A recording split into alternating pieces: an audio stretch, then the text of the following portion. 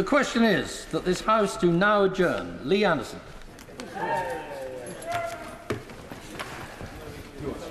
Thank you, Mr. Speaker, and I'd like to thank the House for allowing me to have this very important adjournment debate. The subject is very close to my heart and that of my constituents and my family. I want to start off by saying in 1949, just a few years after the Second World War, when the welfare state was introduced, we had probably over 90% of disabled people in this country had a job. They went to work, and there was a number of reasons for that. Mainly, I think, because we were short of labour after the war. A lot of men didn't come back, so lots of people had to go into the workplace because there was a need for people to rebuild the country. But also, there was a lot of support in place for people to go to work under the new welfare state system. But we've got some similar challenges right now today, in that we have got probably over 1 million vacancies in this country, and we've got lots of people out there that's quite prepared to do the work, but need a little bit of extra support in getting the skills, in doing the job from day to day. Nowadays, the amount of disabled people, and maybe the Minister might correct me later, is that the amount of disabled people in the workplace, should I say, is probably about 60–65%. That's a lot less than what it was back in the 1940s. So maybe, just maybe, we could learn some lessons from the past. But we can talk about physical disabilities, because we can see physical disabilities. We can see people who are injured, who've got a bad back, who've got a bad leg. We can see all sorts of physical disabilities. And I do believe that governments and employers have come on a long way over the past 20–30 years to make those reasonable adjustments in the workplace to make sure that people can do a decent day's work and you know, have a decent job and play a part in the workplace. But I want to concentrate this debate on people with learning difficulties.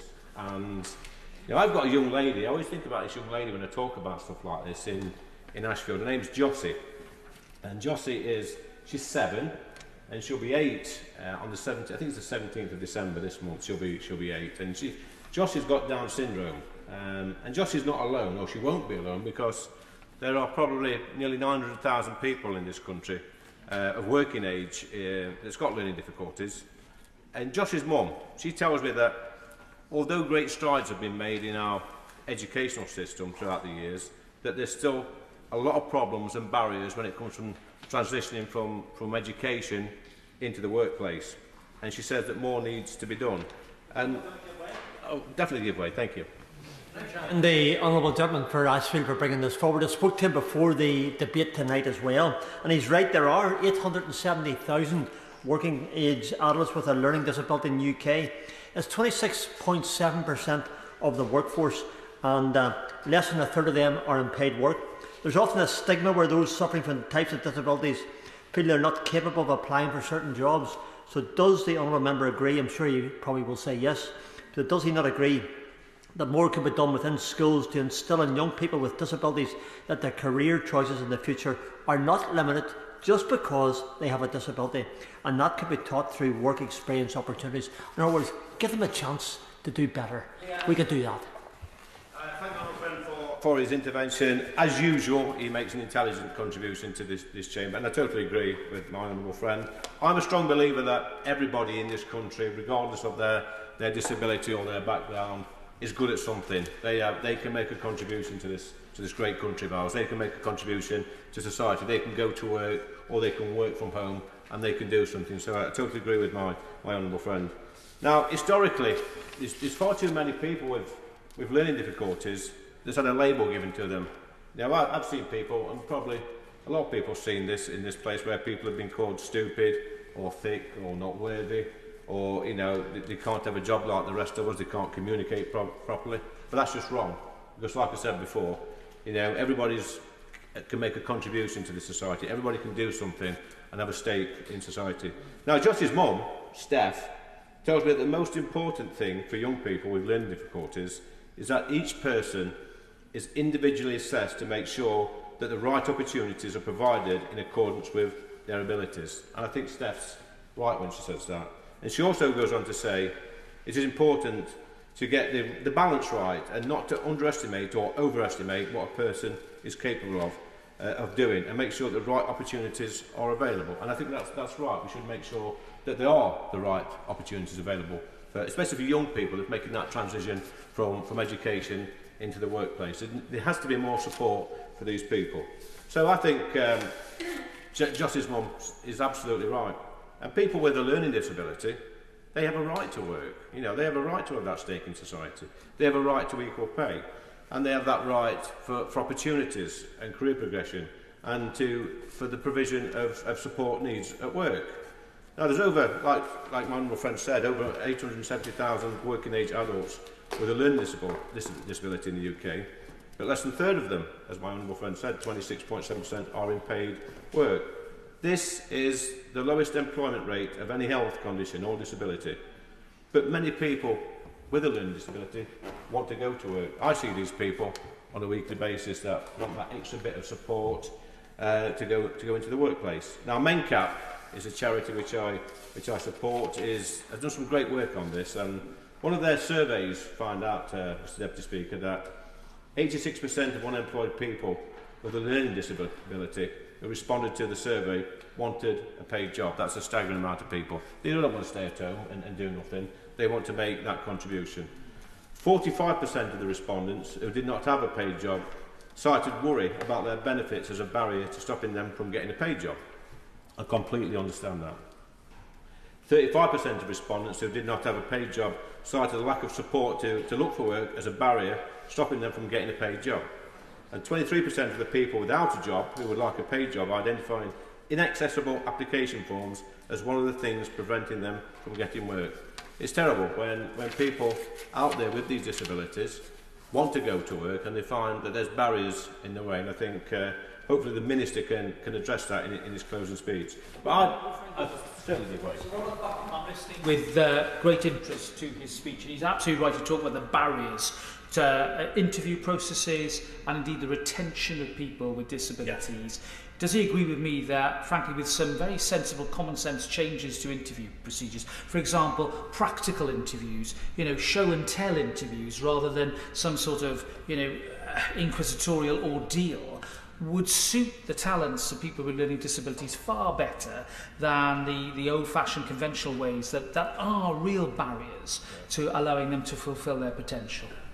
Leon. I thank my honourable friend for his intervention. Absolutely spot on. We have to realise that the young people, or people of any age with learning difficulties, they do face barriers, and sometimes when we're interviewing these people, we cannot always treat people equally. We have to treat them fairly. So what might be a fair interview for one person is not always a fair interview for another person. Now, we've got some great initiatives in this country, but I don't agree with the idea peddled by certain groups and sometimes politicians that people with learning disabilities or disabilities will be forced into a certain group and forced into paid employment or get their benefits sanctioned or get their income reduced. I think this is scaremongering and political point scoring, and we need to be above that, rise above that, because this is about people with disabilities and encouraging them to be in the workplace. Work is not a punishment, by the way. Work gives us all a stake in society. It's a good thing to do. People, on the whole, in this country, I think people actually, they might not enjoy the job so much some days, but they actually enjoy the fact they can get up in the morning, got that routine, and go to work. And why should people with disabilities be any different? Why should we treat them any differently? Now, we've got some great, I certainly give way. I thank the honourable member for giving way, and he certainly is making a very powerful contribution. Within my constituency of Upper Bann, we have a number of really good examples of companies and organisations who have embraced the spirit of employing those with disabilities. Cafe Incredible is a social enterprise which is leading the way in facilitating training, employment and meaningful daytime activity for individuals with a learning difficulty and or autism. Would the honourable member agree with me, given the benefit that social enterprises bring in this regard to the lives of those who participate in it, that the government should further support these initiatives so that more can be rolled out across our constituencies? my honourable friend for intervention. So I think she makes a valid point. I think there's always more that governments can do, local authorities can do, and thank goodness for the charity sector, which does some great work with these charities that support people with learning disabilities. And I'll probably talk about one night. So we've got a project in Nottinghamshire, which runs 2 cafes, one outside my constituency and one actually in Sutton in Ashfield on Sutton Lawn. It's called the Rumbours Cafe, and this cafe has been running now for probably about 15, 16, maybe 17 years, and this is a cafe set up to help people with learning disabilities, and it's got a couple of paid staff, and the young people come in who've got special education needs or learning difficulties, and they train them in jobs like cooking and cleaning and doing the washing and serving people and operating the till. And these are great skills for these young people with learning difficulties. It gets them out of the house, it gives their parents or their family some respite, and it gets them out there learning new skills and mixing with people and making new friends. And it's absolutely brilliant that we've got these initiatives locally. But I've got a slight problem, and the Minister might be able to help me with this, because I know he came to visit this cafe earlier this year, in that this lifeline, this service, which is a lifeline to people and the families with learning difficulties, it actually faces the axe. It faces the closure of this brilliant facility after about 17 years in operation. Now, the charity was paying the local authority, the council, a peppercorn rent, just a few £100 a year, I believe it was. But the council decided now it's such a good business that they want to put the rent up to £7,000 a year, and also expect the charity to maintain the public toilets next door at a cost of £10,000 a year. The charity have agreed to pay the £7,000, and they've got some extra support to do with that, but it's still not good enough for the local authority. And I think what the local authority doesn't realise is that if this place closes and goes into the private sector, then these young people that go in with the learning disabilities, they've got nowhere to go. This place goes, they can't go do their training, do their work, meet their friends, etc. And I would hope that maybe the Minister might be able to help me with this and steer me in the right direction, how to convince our local authority to keep this lifeline open. I'll certainly give way. Thank you for giving way. He makes a really good point. Rumbours Cafe, there are several across North Nottinghamshire do a fantastic work with young people with learning disabilities, getting them into the workplace and supporting them. Does he agree with me that it's a slightly strange conversation to be had with Ashfield District Council when they say that it's about the money in terms of closing down that cafe and kicking them out of that building, when actually it's only a few years ago they spent 5-6 times that much on giving themselves extra cabinet jobs and putting it in their own pocket? I thank my honourable friend for his intervention. And I forgot, actually, he's quite right that just a few years back, this same council, this same bunch of councillors actually did create 5 extra cabinet positions when they first got elected at a cost of about, I think it was about 60 grand, and then created a political officer position at a cost of another 30 grand. There's 80 or 90,000 pound there. So their maths don't stack up. Oh, in fact, the maths do stack up when it comes to giving themselves hefty pay rises. So maybe they should take a long, hard look in the mirror. But I thank my friend for that intervention. But this project, this Rumbours Cafe, has helped literally hundreds of people across Ashfield over the years. And I want to give a special mention to a lady called Helen Storer. She's 60 years old, bless her. She lives in Selston, and she's got special education needs, as Ellen. She's got her own difficulties. She says that herself, she's got difficulties. But this lady lives independently. She lives on her own. She relies on the support of good neighbours and good friends in the community. It's a cracking community. And she worked at Rumbours, she volunteered there, and she made friends. She learnt new skills, she learnt how to cook, she learnt new life skills, how to do housework and stuff like that. And she absolutely loved the place, and it brought her on leaps and bounds. So it's literally, places like this are a lifeline, and it shouldn't be about making the money, making huge amounts of money, and we should put people before profit in these sort of situations. Look, it does make money, but the money it does make goes back into the CAF and to help support people, learn those new skills, to learn to have independent lives. It's got no shareholders, just honest, hard-working folk that are doing the best for people with special education needs in the community. But I've said it before, sometimes I get a little bit of opposition about trying to get people into work, especially disabled people. It's not cruel to get disabled people back into work. Most people, as we know from MenCap's own figures, want to work. They want to get into the workplace. It's up to us as a responsible society to try and give that support that they need to get in the workplace and have that stake in society.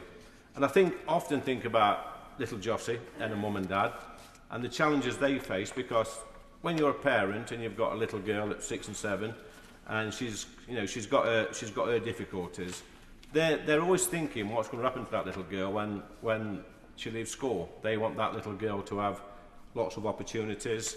They want that little girl to live independently, to be able to make some of her own decisions, be able to just do the simple things in life, that go out and shop, run a house, budget, have friends, have a social life, and that's so important. Not everybody like Jossie can live independently like that, but a lot can, and I think it's important that as a society we support these people. And I'll just finish, Mr Deputy Speaker, in that we're very good at giving benefits away in this country to people, and rightly so. People need that financial support. But maybe a single person with learning difficulties can get, with rent and council tax support and PIP, or disability living allowance, and employment support allowance and other bits and bobs, they can get maybe up to 25 grand a year through the benefit system. So I always say that if we can pay somebody 25 grand a year for being on benefits sat at home, then surely we can pay somebody 25 grand a year for going to work through the support from, whether it's a charity, whether it's a government funded agency or whatever. So I'm just going to close out, and once again, Mr Deputy, thank you for allowing me to speak tonight. It is a subject close to my heart. I know it's a subject close to my right honourable friend's his heart as well. So I look forward to seeing what the Minister's got to say. Thank you. Minister, Tom Pesman. Well, thank you, Mr Deputy Speaker, and can I just start by thanking my honourable friend for securing this important debate this evening, and for the fact that he speaks with great passion and very much shares my determination to do better in this area, to help and support more disabled people into work and to unlock all of that potential that we know exists. In 2017, the government set a goal to see 1 million more disabled people in employment between 2017 and 2027.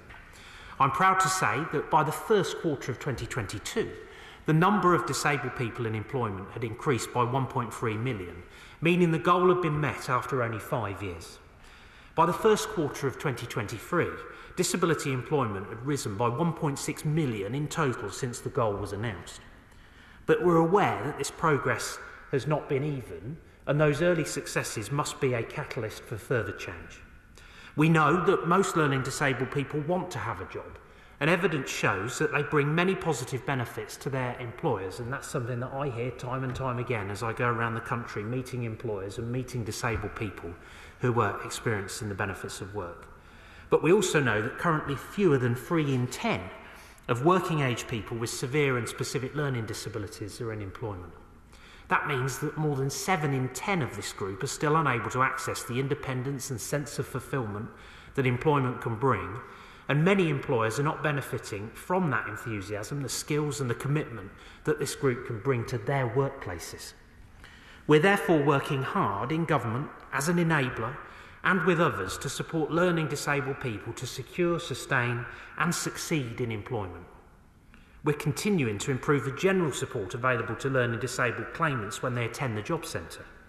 Additional work coach support provides disabled people and people with health conditions increased one-to-one personalised support from their work coach to help them move towards and then into work. The support is already available in 2/3 of job centres in England, Scotland and Wales. It will be available nationally in 2024. We've strengthened our disability employment advisor role, delivering direct support to claimants who require additional work-related support and supporting all work coaches to deliver tailored, personalised support to claimants with a disability or health condition, including those with a learning disability. As well as this general support, we're also providing a range of special programmes that can help learning disabled people to access employment. They'll have priority access to the Work and Health programme in England and Wales. Intensive personalised employment support provision has also been available in England and Wales, providing highly personalised packages of specialist employment support for disabled people and people with health conditions to achieve sustained employment. The local supported employment programme supports people with learning difficulties and/or autism to find and retain work through intensive one-to-one support based on an evidence-based approach to supported employment. Local supported employment aims to develop a sustainable model for delivering supported employment by providing individuals with significant barriers to work with intensive one-to-one support. We funded 23 lead local authorities to deliver local supported employment across 28 local authority areas in England and Wales from November 2022 to March 2025. Over this period, LSE will help around 2,000 individuals to move into and stay in work. An average of 90 participants in each of the 28 local authority areas are set to benefit from the 7.4 million of grant funding and support, which will include assigning job coaches who can carry out vocational profiling, engage employers and provide in-work support to enable this group to enter and maintain employment in the open labour market. The spring budget also confirmed funding for a new employment programme called Universal Support. Universal Support will use the proven supported employment model to support inactive disabled people, people with health conditions and people with additional barriers to employment into sustained work, knowing and doing more of what we know is successful in terms of getting meaningful outcomes for people. And I think on that, it is so important to focus on the retention piece as much as it is the job starts piece, and often that is one of the things that frustrates me most about the coverage about this issue. Both must be seen in tandem. We need to support retention as much as we do job starts, and that's precisely what Universal Support will help us to do, because eligible learning disabled people will be able to opt in to receive up to 12 months of place and train support, helping them move quickly into suitable work, followed with wraparound support to help them to sustain that employment for the longer term. I'm pleased to confirm that following the announcement in the latest autumn statement, we're expanding the Universal Support Scheme so it provides support for 100,000 people a year once fully rolled out, increasing from the 50,000 places a year announced in the spring budget. We know that many learning disabled people will require workplace adjustments to secure and retain employment, and the Access to Work scheme can undoubtedly help with the extra costs of working beyond standard workplace adjustments. Access to Work contributes to the disability-related extra costs of working faced by disabled people and those with a health condition in the workplace that are beyond standard reasonable adjustments. Support available includes support workers, specialist aids and equipment, as well as support with travel to and from work. As part of Access to Work, we're testing an adjustments passport in a variety of settings, testing whether a passport can reduce the need for assessments where needs remain the same and need to be passported around to support someone into a role and then to progress within it, and to make those conversations easier with employers too. We've also recently launched a new Access to Work Adjustments Planner, which will be rolled out to all universities and higher education colleges. The planner collects key information about a student's adjustment needs, which again can easily be shared with prospective employers, and trial results show that disabled students using the planner are more confident about entering employment. We're also testing Access to Work Plus, which is a new employer offer which can offer additional support to those employers willing to think differently about their vacancies and consider if they can adapt, shape or flex a job to enable a disabled person to retain, return or move into employment. And I think that very much speaks to my honourable friend's point about the key support that needs to be in place to aid the transition for people into work and at various points within their lives when they want to enter the workplace or to increase their educational opportunities and to maximise those life chances. Learning disabled young people on their transition to employment can also benefit from supported internships, which are aimed at young people with a learning disability or autism who have an education, health and care plan. Supported internships usually last for 12 months, contributing to the long-term career goals of the young person and matching their capabilities. Alongside their time with an employer, supported interns receive support from a specialist job coach and complete a personalised study programme delivered by the school or college, which includes the chance to study for relevant qualifications, if appropriate, and English and Maths tuition at an appropriate level. Whilst the Department for Education leads on this in England, the Department for Work and Pensions provides support for access to work where needed, and I would be very happy to ask colleagues in the Department for Education to provide some further detail to my honourable friend about the opportunities that supported internships can provide. Separately, the Autism Employment Review, led by my right honourable friend, the member for South Swindon, has been receiving evidence this year about the barriers preventing autistic people from starting, staying and succeeding in employment, and how those barriers can be overcome. Although the review focuses specifically on autistic people, many of the adjustments and initiatives that will benefit them will also benefit a wider group of people, including learning disabled people and people with other disabilities. I'm hugely grateful to him for all of his efforts, and on that I'll very happily quickly give way to his intervention. I'm really grateful to him and the department and officials who are here today for their close work on this independent review. I'm glad that he's made the point that although we focused on autism, the wider point about neurodiversity is one that mustn't escape us.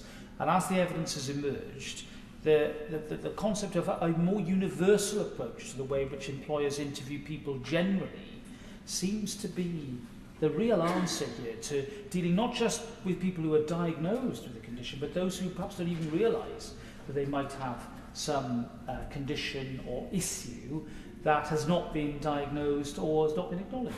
Minister.